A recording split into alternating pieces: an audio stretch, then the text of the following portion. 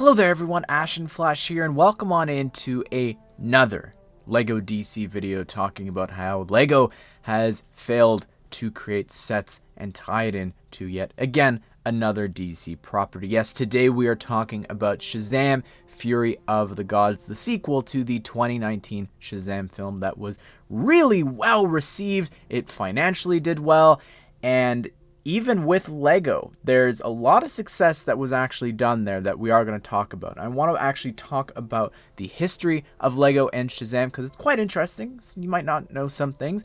And then also talk about how they really missed out on a huge opportunity that would have interested so many LEGO fans outside of DC with a wave of sets for this film. They would have been fantastic. So anyways, let's go ahead and let's go through the history of Shazam with LEGO, starting all the way back in 2012 with San Diego Comic-Con. They actually wound up giving away an exclusive Shazam minifigure, and these SDCC exclusive figures go for so much money, especially some of the earlier ones, just because of how limited they were in quantity. And that year LEGO decided to do two figures for Marvel and DC, the two figures being for DC Bizarro, who would later appear in a Mighty Micro set, and Shazam, who remained exclusive all the way up until 2019. Catch that date? It's the same year that the film came out. LEGO was on top of the ball there. They actually put Shazam in that set. And what's really interesting, if you didn't know about how retirement dates work, sometimes you could tell the success of a set based off of when it retires. For instance, the Disney Castle from 2016 just recently retired last December of 2022.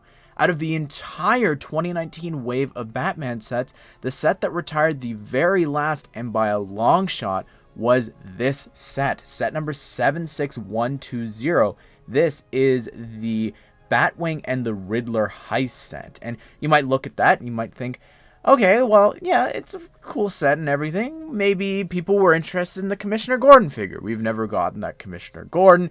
Maybe people wanted the Riddler. Well, the Riddler came in a 4+ set, not really that interesting. The helicopter, actually just a recolor of the 1966 Batcopter. It's from the Big Bat Cave. And then the Batwing, we've had Batwings, right? So what's interesting about that? Well, I would conclude its success here to the Shazam minifigure. Maybe it was people just always wanting that SDCC one, finally getting Shazam here. That figure was sort of repurposed as a promotional figure that went alongside of the LEGO DC Shazam Magic and Monsters film, which featured a ton of incredible Shazam characters, but they chose to just repackage that figure in a polybag, which was really unfortunate, bringing down the value of the figure from the set, and it was a missed opportunity to get someone really interesting from the DVD. Now, that's also not the only relationship that LEGO has had with Shazam. In 2019, with LEGO DC Supervillains, one of the announced DLC level packs was actually Shazam. It got 2 different levels playing through the story, adding 6 characters per pack, and a lot of them had secondary outfits as well. Even the 7 Deadly Sins were included as characters, which is just really crazy. But they again partnered with Shazam. They even got Zachary Levi to voice the levels. Technically, completely separate from LEGO. Their decisions over there with the games and all that have nothing to do with the LEGO sets being developed. Sometimes they'll communicate, which is probably a video I should do talking about that, but we've mentioned it a lot before. Anyways, that's sort of the history with it. Of course, most recently, a lot of people really wanted a Black Adam set. Now, hate or love the film or just thought it was fine, a lot of people really want a Black Adam minifigure. Not necessarily from the film, but just a comic book version. Same thing with Dr. Fate. Would have been perfect to get, again, sort of like they did there with the Batwing set, just a tie-in to that film. This film, however, is a sequel again to the original film, which was successful. Even that Shazam set did really well. So why didn't LEGO do any sets? You might be thinking, well, maybe there could still be some. And I'm here to tell you, no, there is not anything happening. Because if you look, and we've known for a while that there is supposed to be a set for the Flash movie. It's rumored to be a Michael Keaton Batmobile. Obviously going to come with the Flash. Hopefully Supergirl as well would be really awesome. Now, unfortunately, that set has been finished for quite some time, again because of the reshuffling. So we would probably have already known about a Shazam set if it was going to happen. Now, again, when I was watching the film, I was sitting there, and as they revealed all these Greek mythology monsters, as we saw these incredibly gorgeous Greek mythology set locations with like the giant statue of Atlas holding up the world, I was sitting there just wishing we had gotten sets for this film. So I want to walk you through my little pitch here for a Shazam Fury of the Gods wave. When I was seeing all of these Greek mythology monsters appearing, the Harpies, the Manticores, the Cyclopses, the Minotaurs, you could get a small set, maybe $20, $30, I don't know, with a couple of those monsters. And these would have interested, again, not just people who would have watched the film. Maybe you're a big Wonder Woman fan, given all the Greek mythology there. Circe and all that. All of her little minions turning people into these different creatures would have been so cool to get Greek mythology sets. People have been wanting Greek mythology sets for so long, pitching so many different ideas over on LEGO Ideas of these temples and other Greek based sets would have been so cool. And then the dragon, and honestly in the trailers it just looked like a big gray dragon. It breathed blue fiery breath, but then in the film you see it up close, you see it's made out of wood. That would have been so unique to have. Look at everything that we've gotten from Ninjago. We've never gotten a wooden dragon with bark and like moss and green plants sticking out of it. Would have been so cool. Again, LEGO loves their dragons, and this could have been the perfect set.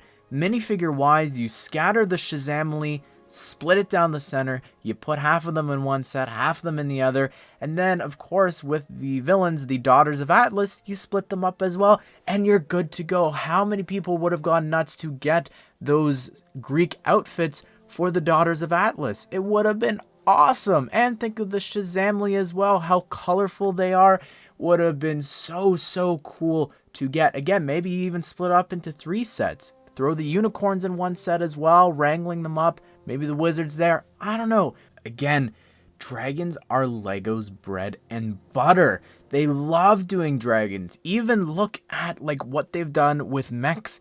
How many different themes have mechs? Star Wars is getting mechs this summer. Marvel's got mechs. Ninjago's got mechs. Monkey Kid's got mechs. It would have been so cool to have the incredibly unique looking dragon made out of wood in a DC set. Would have been so cool.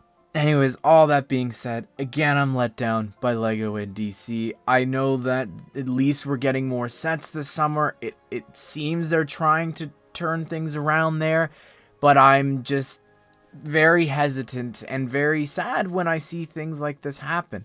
I look ahead to that slate that James Gunn has announced, and I'm just like, there's no way that we're gonna get tie-ins for those stuff, but if we do, I guess great for obscurity and getting figures from that. But then again, looking back at everything else we've missed out on, it's gonna be bittersweet.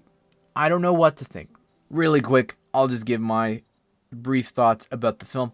I thought it had a lot of humor, a lot of heart. I think the marketing did such a horrible job with the trailers. I was never excited, and I don't think that they showed the best jokes, the best action scenes in the trailers. I think I saw better things in the TV spots. I definitely saw better things in the film, and I thought that it was just a lot of fun. I definitely got my money's worth. I laughed, I cried. It was great. I really loved it. I think that I compare it to sort of Ant-Man, where the first one is just so special, so unique. The powers and everything, and just testing them.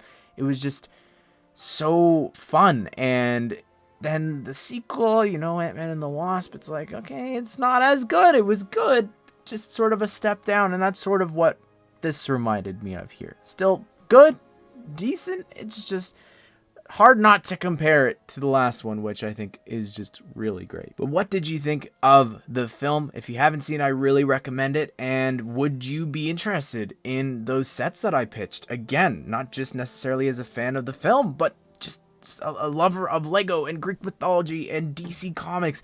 Such a missed opportunity. But I hope you guys did enjoy this video. Hope you all have a great day. I will see you all in the next.